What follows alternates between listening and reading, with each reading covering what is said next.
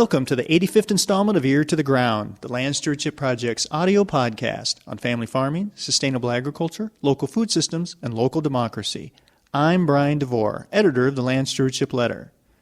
One of the reasons the Land Stewardship Project's Farm Beginnings course is so successful at launching beginning farmers in their careers on the land is that the classes are actually taught by established, experienced farmers. This provides the kind of access to real-world knowledge that can't be replicated in a book or PowerPoint. One of Farm Beginnings' regular presenters, Atina Diffley, is truly a pioneer in organic farming and marketing. She has been actively involved in the local and organic food community as a laborer, co-op produce manager, farmer, educator, and activist since 1979. In 1985, she joined Martin Diffley at Gardens of Egan, a certified organic Minnesota produce farm that has been in operation near the Twin Cities since 1973. Over the years, Gardens of Egan has become a model for how to profitably raise and market wholesale produce. In 2008, the Diffleys sold the farming operation to Wedge Natural Foods Co-op and launched Gardens of Egan's Organic Field School. Atina is now focusing on teaching the next generation of organic farmers and doing outreach to the general public about organic and local agriculture. In a special series of Ear to the Ground podcasts, we will feature a presentation that Atina gave at a recent Farm Beginnings class on the importance of a good decision-making strategy when starting and operating a farm. In this first installment, she provides some background on their farm and introduces students to the ways of setting the stage for good decision-making. I'll just give you a really brief history, and then I'll bring in more of my history as I'm talking about things that's relevant. I'll just give you a little history up front so you know what kind of can place me. I ran a farm called Gardens of Egan. My husband started the farm in 1973 at a time where people really didn't know what organic was, so he really had to stick his neck out, and he had to figure a lot of things out. There wasn't a lot of places to learn. We're vegetables, organics, vegetables. At that point in time, we were very diverse. He used to sell at a farmer's market. In 1976, he opened a roadside stand in Egan, Minnesota. In the late 80s, I joined him in 1984. In the late 80s, we got developed out of Egan. We were on family farm, fifth generation family farm. He didn't own it, his family owned it, so we didn't really have control. We were the people running the farm. At that time, we bought a new farm in Eureka Township, which is about 45 minutes south of the Twin Cities. And by the mid-'80s, we were doing really a lot of wholesaling. He started wholesaling to the co-ops in the early 70s. At the same time, the co-ops were getting started at the same time he was. He was selling at the farmer's market. In the 70s, grocery stores were still going to the farmer's market to buy. All the mainstream grocery stores had trucks that they sent to the market. And so the co-ops were actually going to that market, the Minneapolis and the St. Paul main markets, to purchase also, which is how he connected with them and started delivering fresh to them. We moved our farm in 1994 to our new location. We kept the name Gardens of Egan instead of Gardens of Eureka. We had a lot of decisions over the following years as we grew, and I'm going to touch on some of them. And then in 2007, we made a really big decision, which was to sell the business aspect and the name of our business, Gardens of Egan, to the Wedge Co-op. So that happened in January of 2008. So since then, the Wedge Co-op hires a manager and sub-managers to run the farm. We still own the land. They have a lease purchase option. Mike, who's in your class, is actually one of the managers at Gardens of Egan. And he just told me a woman named, and Jennifer works there, and a woman named Chris Bain, he said, is in your class. And she worked for us in 1997, I think. Okay, so that was my quick who I am, and I'll touch on that more, and you can ask questions as we go, or if who I am is relevant to something, we'll touch on it. So I just want to start with the definition of what is a farm, because this is something I've puzzled about a lot of times in my life, because when we got developed out of Egan, and we lost the land portion of our farm, I looked up what is a farm, and it said a piece of land used for agricultural purposes. So there I was in a situation where the land portion of what I thought was my farm was being bulldozed and destroyed. But I was still a farmer, and I was still farming, and I thought of us as a farm.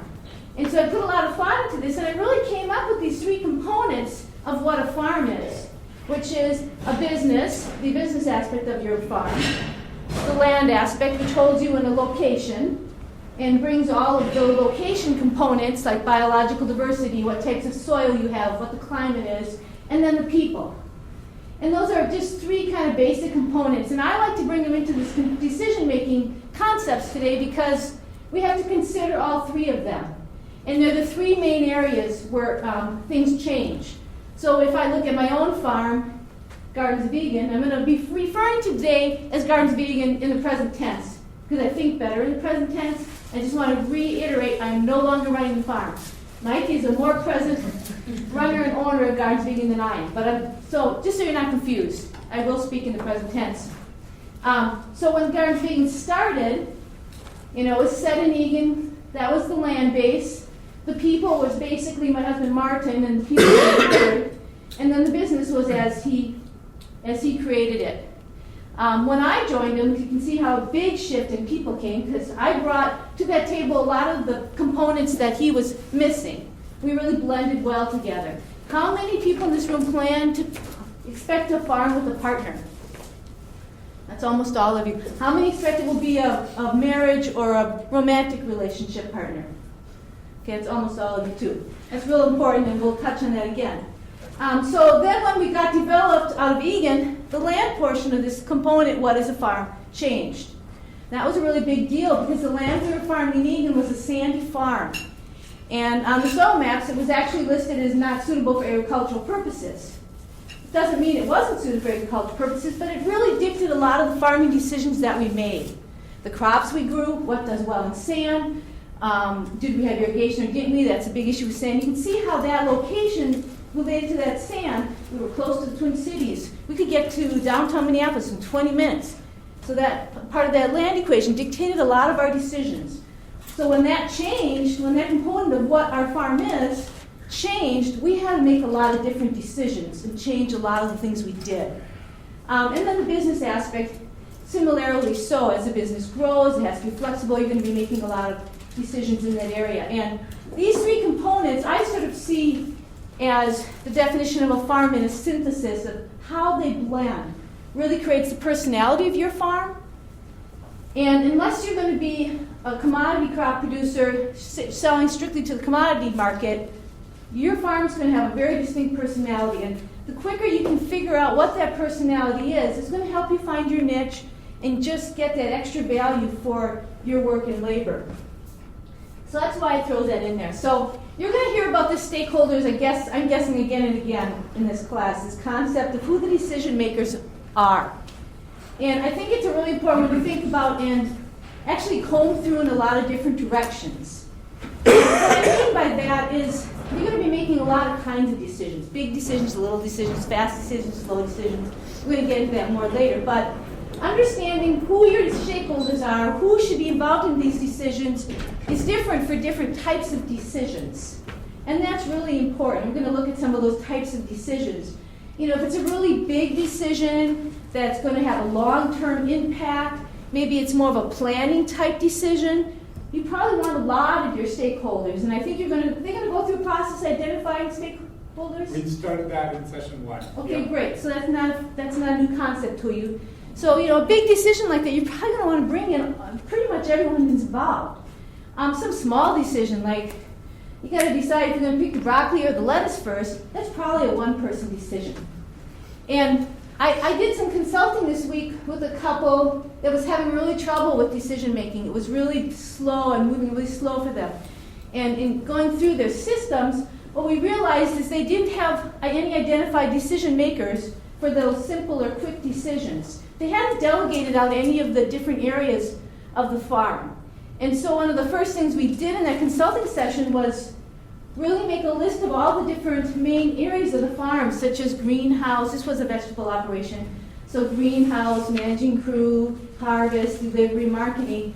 And we set up a system for them to figure out who would be the primary person in charge of that decision-making area. It didn't mean they had to do all the work in the area, but that that'd be their primary responsibility.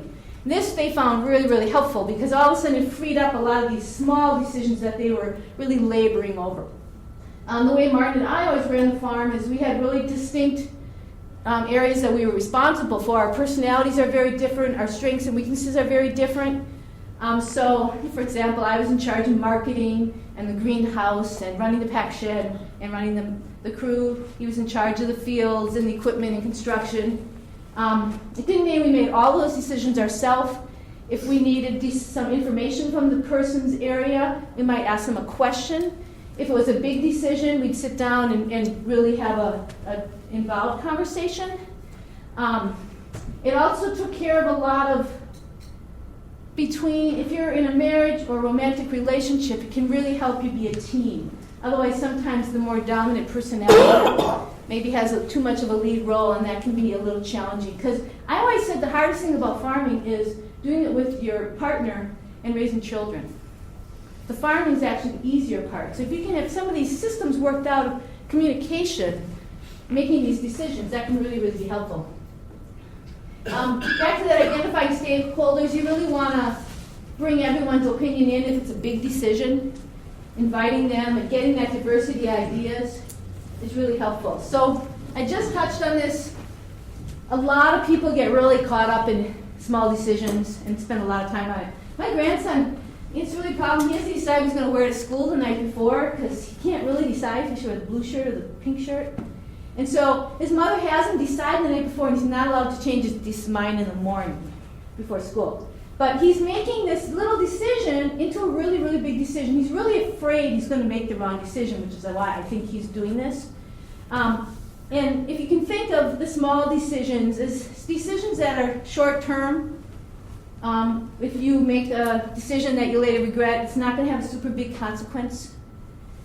Or something that doesn't involve a lot of people, or something that's an operating decision. Versus a big decision which has a long-term impact. It could have some very serious consequences, or it involves many people, or it's a planning decision. And the way Martin and I made our big decisions is we had an actual process in place where we, in the fall, usually the last week of November, the first week of December, we had a formal annual planning process that we put ourselves through, where we really actually decided to quit. We shook hands and we said, it was great farming with you, and thanks a lot, and that's it, we quit. And we formally quit. And then we really analyzed everything about our operation, what equipment we had, what markets we had, what we had going for us, what our weaknesses were. We wrote quality of life statements. We asked ourselves questions like, what do we have to change about our operation to get to this goals that we're setting? And at the end of the week, we had identified really what was our weakest link and what we most wanted to work on and focus on for the next year. And we couldn't decide we didn't want to farm. I mean, we really looked at all of everything we had going in our lives and made this decision. And every year we decided to farm again until the year we decided that we did want to move away from farming. So we had this major planning period where all this kind of work got done. And that was a once-a-year process. And in the years we decided to farm again, we then made a 51-week commitment to farm with each other for the next 51 weeks. And so that worked really well for us because then we knew, we got this 51-week commitment in August when it's 99% humidity and 100 degrees.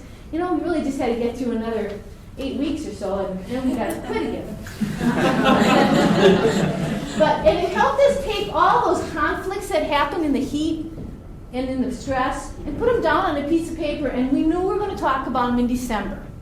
And I think one mistake a lot of people make is they do know they can't talk about them in August during the heat of the year, but they never come back and talk about them. So they kind of build, and they kind of build, and they kind of build. And you can do that for like 5 to 7 years maybe, and then it blows up and you get divorced. Farmers have a really high rate of divorce. It's a stressful thing to do with your partner. So having some kind of communication systems in place like that will really help. I'm finding when I work with beginning farmers, I spend a lot of time on communication skills for them rather than farming, and helping them realize that they have to set up some of these communication practices. So I put this out here just to kind of illustrate that, once you've decided it's a small decision, maybe it's 7 in the morning and you're a vegetable farm, and you have to pick 5 crops today, and you have to decide the order you're going to pick them. That's an operating decision. There's probably going to be one person in charge of making that decision. They might need some information from some other person. Then gather that information and look at their options, collect information, and then they can make a decision. If they make a decision they later regret, it's not going to be that big of a deal. They can go, I learned. Next time I'm going to try to remember whatever it is that I regret it here. And they're going to move on.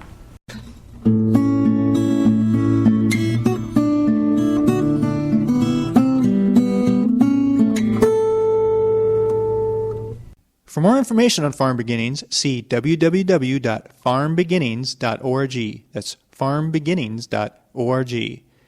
If you have comments or suggestions about this podcast, contact Brian DeVore at bdevore@landstewardshipproject.org, or you can call 612-722-6377.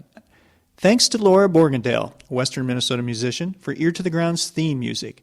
And a special thank you to all of Land Stewardship Project's members who make initiatives such as this podcast possible. If you're not a member, visit landstewardshipproject.org to learn how you can support LSP. Thanks for listening.